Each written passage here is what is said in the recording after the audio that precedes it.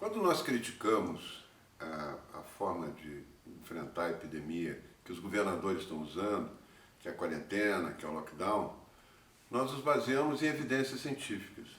Até porque essa forma de enfrentamento a uma epidemia nunca havia sido feita. Ela não tem evidências de que ela funciona. Ela é apenas uma projeção matemática, teórica. A proposta que foi feita pelo Imperial College, que originou toda essa história da quarentena, se baseou numa avaliação de que seria uma epidemia monstruosa, que seria a pior epidemia da história, que morreriam dezenas de milhões de pessoas no mundo com esse vírus, com o coronavírus. E baseados nessa projeção, a única saída que tinha era fechar todo mundo em casa, ficar longe do vírus, e fazer com que se esperasse o tempo necessário para descobrir uma vacina, com todo mundo fechado em casa. E o tempo é 18 meses. Isso impressionou muito governantes do mundo todo, que se assustaram com o risco que tinha, com milhões de mortos, dezenas de milhões de mortos. Em cada país, uma quantidade gigantesca de pessoas morreriam, né? E na dúvida, não quiseram pagar para ver e fecharam. E fecharam, foi uma reação em cadeia, um efeito manada, sem base nenhuma na ciência, foram fechando os países todos, como se isso fosse uma solução e fosse evitar mortes e fosse evitar a progressão da doença. A experiência do mundo nos últimos meses mostrou que isso não funciona. Os países que mais se fecharam foram os países que tiveram a mais alta mortalidade. A Itália, a França, a Inglaterra, Estados Unidos. São os países que mais se fecharam, foram os países que mais morreram pessoas. O Brasil está hoje com mais de 15 mil mortos, com tudo fechado. Em São Paulo, no Rio, as pessoas proibidas de andar na praia, as pessoas proibidas de sentar no banco da praça, soldando porta de lojas. Essa proposta de estrangular a economia, de paralisar o país para poder fugir do vírus, não funcionou. Não funcionou em lugar nenhum do mundo e também não funcionou no Brasil. Mas qual é a saída? Qual a proposta alternativa? Qual é a forma tradicional de se enfrentar uma epidemia? A primeira coisa que a gente tem que entender é que as epidemias virais, elas têm um padrão. São vírus diferentes, cada pandemia é um novo vírus, mas eles são de famílias conhecidas de vírus. Esse é um vírus da família do coronavírus. Só para vocês terem uma ideia, no inverno brasileiro tem 4 tipos de coronavírus que causam gripe, causam síndromes gripais. São tipos diferentes, são vírus da mesma família, mas diferentes. E aí surgiu um novo vírus que ninguém tinha defesa, ninguém tinha anticorpos e foi contaminando o mundo.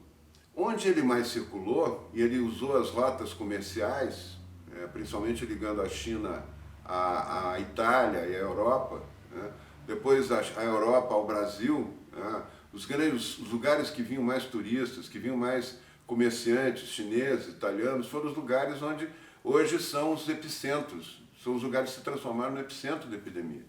São Paulo, Rio, Recife, Fortaleza e Manaus. Todas essas cidades têm voos diretos internacionais para os lugares da Europa que tiveram a epidemia mais intensa, inclusive voos para a China também. Então nós temos uma característica muito importante do vírus, e é de todos os vírus, que ele se dissemina muito rápido, que ele se dissemina muito antes de ser inclusive descoberto. Quando se descobre um vírus novo que está causando uma epidemia, em geral ele já circulou 2, 3 meses contaminando milhões de pessoas. E andando dos aviões, hoje o mundo está todo interligado, e as pessoas vindo sem sentir nada, trazendo o vírus para outros lugares, como foi aqui no Brasil. No Brasil o vírus circulou já em janeiro. Já há relatos de pesquisas feitas que a primeira morte de alguém por coronavírus no Brasil foi ainda em janeiro. O presidente decretou no dia 3 de fevereiro, saiu publicado no dia 4, a emergência na área de saúde. Fevereiro. Mesmo assim, os governadores resolveram que o carnaval tinha que acontecer, que não tinha problema, que era uma gripezinha, que não ia fazer mal para ninguém, que era uma gripe igual às outras, e o vírus já se espalhando no Brasil. Teve um grande evento de difusão do vírus, que foi o carnaval. 20 milhões de pessoas na rua, em contato físico, brincando, pulando, se espalhou o vírus com uma velocidade incrível. E logo depois do carnaval, uma semana depois, começa a epidemia no Brasil. Uma parte do Brasil vai ter poucos casos, vai ter menos epidemia, e outras vai ter uma epidemia maior, um volume maior de circulação do vírus. O vírus precisa circular em grande quantidade para causar uma grande epidemia. Só a cidade de Fortaleza tem o dobro de casos do que o Paraná, Santa Catarina e Rio Grande do Sul juntos. Isso quer dizer que lá teve uma grande circulação prévia do vírus, né? E tem uma epidemia importante lá.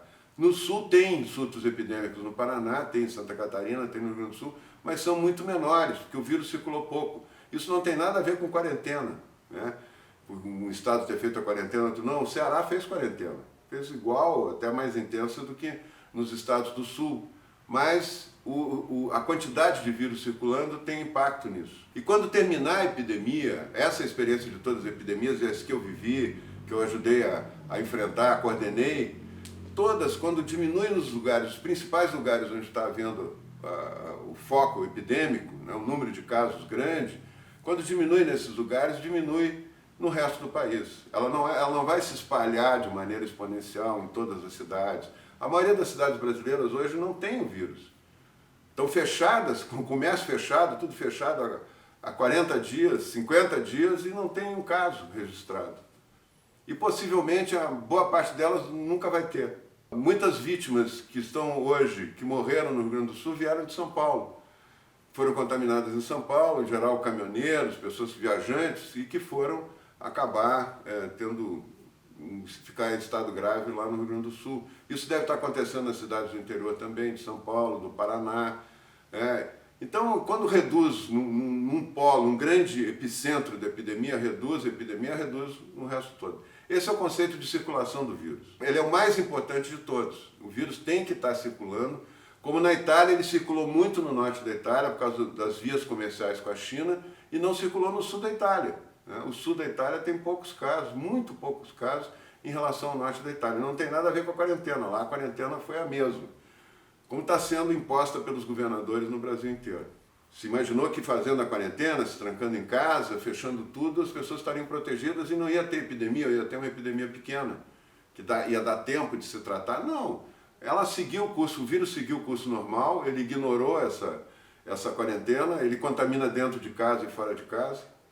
Como já tem uma quantidade muito grande de pessoas contaminadas, 90% são assintomáticas, não sentem nada, é bem provável que na maioria das famílias, nessas regiões onde está ocorrendo a epidemia, já tenha portadores assintomáticos que ao ficarem fechados em casa com a família toda, 24 horas, acabam contaminando todo mundo. As pesquisas no Rio Grande do Sul de exames sorológicos mostram que 75% dos casos detectados assintomáticos foram contaminados em casa. O governador de Nova York falou, Nova York completamente fechada, em lockout, em bloqueio, 20 mil mortos em Nova York, e o governador se surpreendeu quando constatou que 85% das pessoas que estavam em hospitais, estavam indo para UTI, eram pessoas que não tinham saído da quarentena. Eram pessoas que foram contaminadas dentro de casa, por alguém que levou o vírus ou alguém que já tinha o vírus. Então não há mais esse sentido de ficar em casa protegido, ficar em casa eu estou protegido, porque o vírus entra nas casas, de diversas formas. A única maneira de proteger totalmente é se as pessoas estivessem numa cápsula espacial, longe de tudo, sem entrar nada do mundo exterior. A maneira racional de enfrentar uma epidemia como essa não é fechando tudo. Fechando tudo não diminui um doente, não evita uma morte e ao mesmo tempo leva à destruição da economia, leva ao empobrecimento, leva à falta de recursos para o Sistema Único de Saúde. O medo que alguns veículos, principalmente televisivos, estão divulgando, a maneira como eles estão fazendo, o pavor que estão instilando na população, está levando que a população se ache protegida em casa, se feche em casa, que a população tenha medo, inclusive as pessoas portadoras de câncer, por exemplo, que precisa fazer quimioterapia, precisa fazer seus exames regulares, preventivos, para evitar que a doença avance, hoje ele não está indo nos hospitais.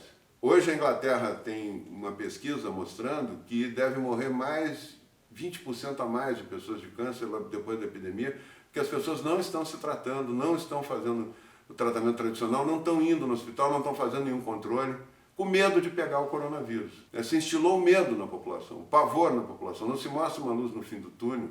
E o que nós propomos não é não fazer nada. Pelo contrário, é fazer muito mais coisas do que simplesmente mandar as pessoas ficarem em casa. O que nós temos que fazer é que as pessoas tenham consciência quais as medidas que elas têm que tomar para evitar contágio, lavar as mãos com frequência, álcool gel, usar máscara, sair na rua de máscara, quando tiver contato com outras pessoas, estar com máscara. Da mesma forma que você vai no supermercado, você pode ir numa loja do shopping, por que não? Se a loja estiver tomando todas as precauções, estiver passando álcool gel, tiver um protocolo que ela tem que seguir de cuidados, o risco é menor até nessa loja do que no supermercado. Tem menos gente nas lojas menores tem menos gente. É muito importante que esses cuidados aconteçam no supermercado, nas lojas, no local de trabalho, revezar os horários de chegada no local de trabalho, se for possível. As pessoas não precisam chegar todas ao mesmo tempo, lotando os coletivos, fazer um escalonamento de horário, para o almoço. Medidas simples que foram tomadas em todas as outras pandemias, epidemias, e que deram resultado, evitaram contágio. Proteger muito o grupo de risco. O grupo de risco é essencial. Os idosos são muito importantes nessa epidemia. Eu enfrentei a epidemia do H1N1, eu coordenei no epicentro da epidemia, que foi o Rio Grande do Sul, onde entrou a epidemia em grande quantidade, vindo da Argentina, grande quantidade de pessoas doentes. E eu posso dizer para vocês que dá para trabalhar perfeitamente, a vida pode continuar com as pessoas tomando as precauções de proteção individual e protegendo o grupo de risco. Lá no H1N1, o grupo de risco eram as grávidas, eram os obesos, que estavam morrendo, inclusive numa quantidade grande. Então, eles tinham que ser protegidos. Não deviam trabalhar, não deviam sair de casa. Esses sim tinham que ficar com uma proteção especial. Esse cuidado é essencial, proteger o grupo de risco. No caso agora, o grupo de risco são os idosos e os doentes crônicos. É muito importante proteger os asilos de idosos. É um lugar altamente arriscado de ter um surto epidêmico e acontecer uma tragédia. Foi o que aconteceu no Canadá. 80% das vítimas do Canadá, está todo fechado em quarentena, 80% das vítimas fatais no Canadá são pessoas que moravam em asilos, principalmente na região do Quebec. Na mesma coisa na Suécia. A Suécia não tem quarentena, a Suécia não tem lockdown, as pessoas estão tomando medidas de proteção individual e a vida está continuando lá na Suécia. Mas, curiosamente, o maior número de óbitos, 70% das pessoas que morreram na Suécia, e o número de óbitos na Suécia foi acima do que se esperava, mas 70% desses óbitos foram pessoas que estavam em quarentena fechadas nos asilos. Foi nos asilos que aconteceu o maior número de mortes. Então nós temos que proteger os idosos. Cada vida não tem preço. Então é muito importante que se proteja a vida do grupo de risco e se protejam, tenha um tratamento direcionado especial para os asilos. Grupos, grandes concentrações de pessoas têm que ser evitadas.